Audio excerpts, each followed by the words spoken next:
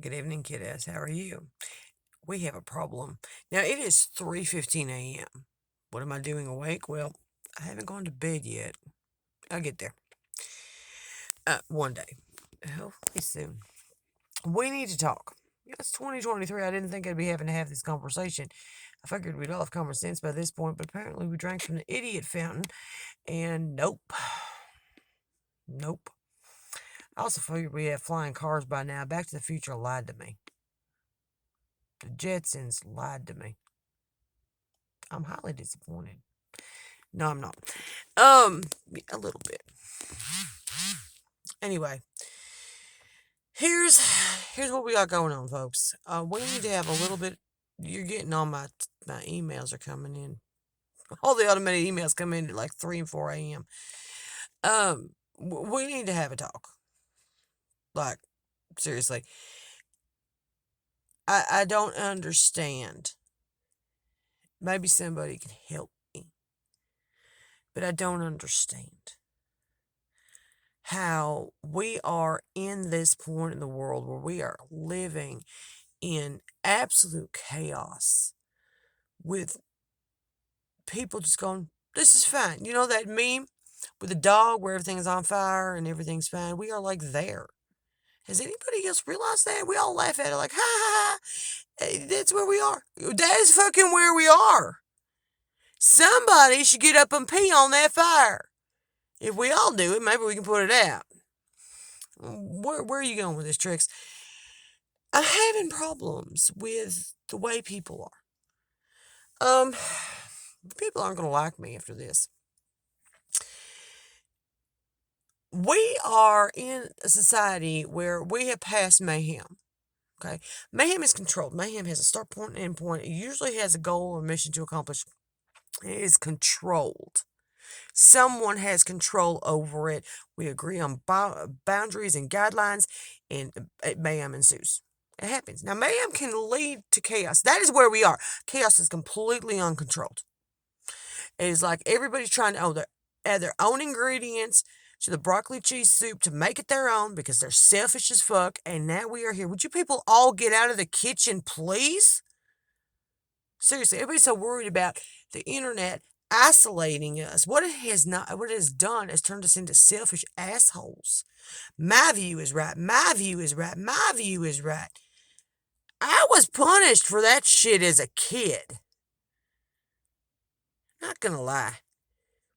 It's funny. And the amount of grown ass adults who live in their emotions just drives me nuts. I'm gonna get some of them. I know that. Well, hold up, get out of your emotions. I can prove this shit with facts. Don't yell at me. Never in the history of the world, two people yelling at each other has anybody ever gone, oh shit, you're right. My bad. It's all emotional. I'm not going to yell. I'm going to go, you're crazy. You really are. And what you think and what you think you know and what you think is right is, well, wrong. Thoughts and prayers. Today I saw on somebody's post, thoughts and prayers. Thoughts and prayers are useless. That's what I came here to say. Now, I could leave it there, but allow me to explain.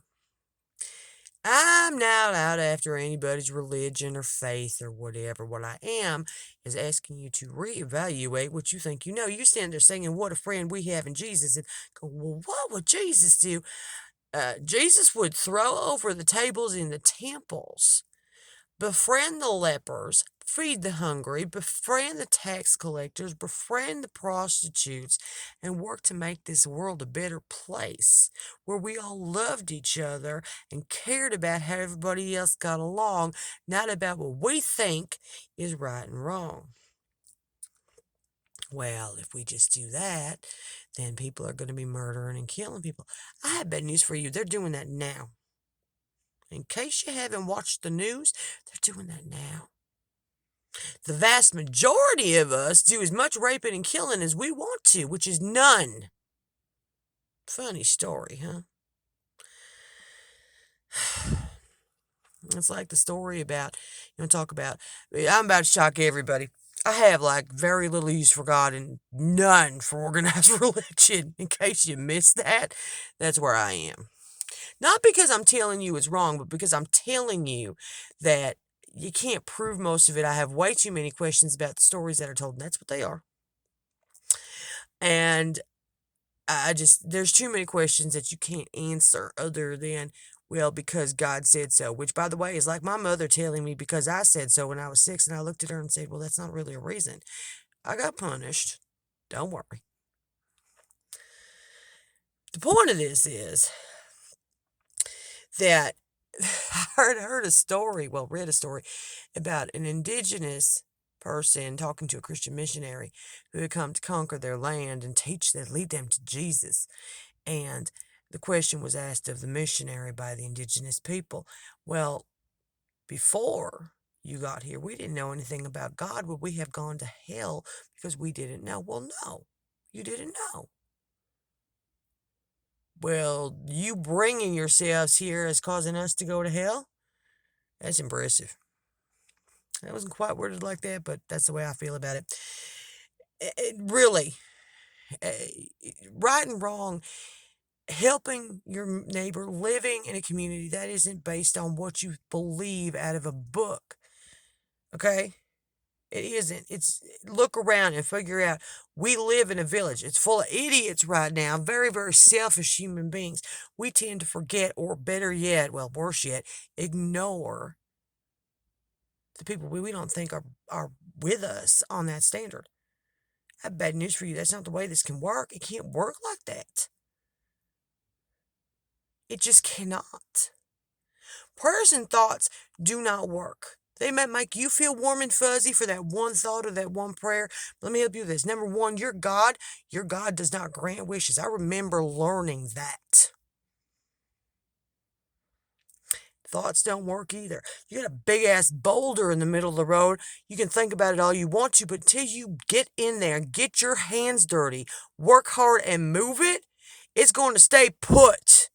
Telekinesis it's not real. It doesn't work. If you don't go sweat a lot and get your hands dirty, problems will not be solved. And I don't care if that's a homeless crisis, if that is one of your friends going through shit, and if all that means is you listen, which is a whole nother rant because people don't know how to listen, or if it is getting in there and working. You want to talk about religion? Actually, I do want to talk about religion because if you look, at least in Christianity, which is where my familiarity is, people were required, depending on what side of the timeline you were on, to give 10% at minimum to the church or the temple.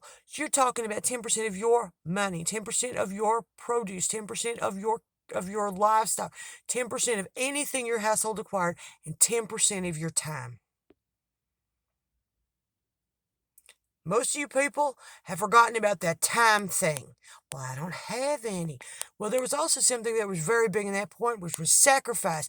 And it wasn't about killing your firstborn son because God told you to. It was about giving up something that you thought was valuable in order to help the greater good. And for most of us, that is time. You're too busy doom scrolling to have any extra stuff, which is probably how you found me, to be honest. But let's be truthful. I wear more hats than I care to talk about. And if I have the time to go serve in a soup kitchen, if I have the time to make sure that on my list for the market is extra stuff for the food pantries, to go to the shops, I have extra time, can sacrifice that time and money to go through and find what's on their wish list and go pick it up because I won't shop on Amazon based on moral aversion, and I won't. Come on, guys. You can do this. This isn't hard. But praying and hoping and wishing and thinking about it, it is pointless. It's like the next person tells me my thoughts and prayers are with them, I'm going to punch in the face. The difference between your thoughts and prayers about them and my thoughts and prayers about you shutting up, I acted on it. I don't believe what people say. I believe what people do. And in neurospicy style here, also, parenthesis, what you people don't do, close parenthesis. I give to this organization. Well, good for you. What else do you do? That's your money part of it. Where's your time? Where's you getting your hands dirty, breaking a sweat to get something accomplished? You can't ignore it away. It doesn't work like that. That big ass boulder in the road that I was talking about before, you can ignore it all you want to and walk around. It is still there. You can put up posters all you want. It is still there. You have to go get your hands dirty. Works better as a village, by the way. Really hard to move a giant boulder all by yourself. It's very frustrating. You know, when I was in school, I used to daydream a lot about the way I wanted things to work out, and then I got yelled at for it. Well, as adults, we're not yelling at people going, "Oh, I'm praying for world peace." What are you doing to achieve it? And it's time we started holding ourselves and our communities and corporations and businesses, small or large, accountable. It's the truth of it. Again, what would Jesus do? What a friend we have in Jesus. Most of the time, I'm not even going to lie, Jesus and God would look at you guys and go, "We don't know them. We don't know them." Jesus befriended the lowliest of the low. You guys can't even befriend your neighbors down the street who are having trouble making ends meet.